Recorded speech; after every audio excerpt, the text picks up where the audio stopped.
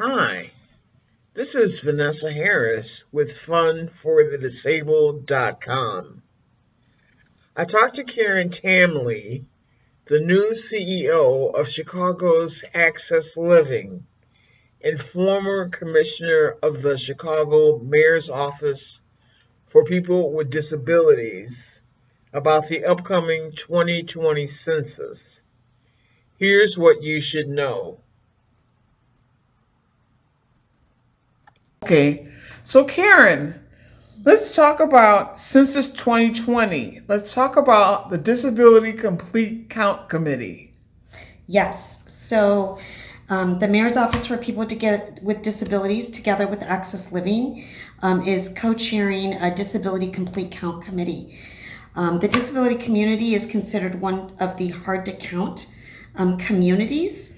And we all know that in 2020, there will be the census will be taken. Mm-hmm. The census is a count of everyone living in the United States. It's constitutionally required every 10 years, but the census has tremendous impact on the issues and the services that people with disabilities rely on. Uh-huh. So the federal funds that Illinois receives is dependent on the count from the census. Okay. So if we have an undercount, like we did in 2010, we are at risk of losing critical federal funds that people with disabilities rely on. Medicaid, highway funding that creates curb ramps, and accessibility, food subsidies, early childhood education, special education, employment services. All of these things are dependent on the census count. And so it is very, very important that people with disabilities complete the census. There's one of 3 ways that the census will be able to be completed. One is that you will get the census in the mail. Number 2, you can also complete it online. And if you do neither of those, after April 1st, a census taker will be coming to your residence to ask you to complete the census in person. Okay. So there's a large effort going on in many cities across the country, in Chicago, in the state of Illinois, to really ensure that we get the greatest number of people counted in completing the 2020 census. I will also add that in total, Illinois risks losing $675 billion in federal funds. Really? Are at stake. That's the money that is at stake that's coming from Illinois.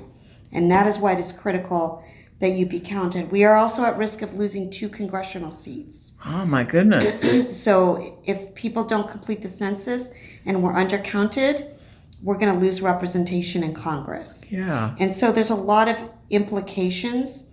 It's also been estimated that we lose at least $1,800 per year for each person undercounted in 2020. Really? Yes.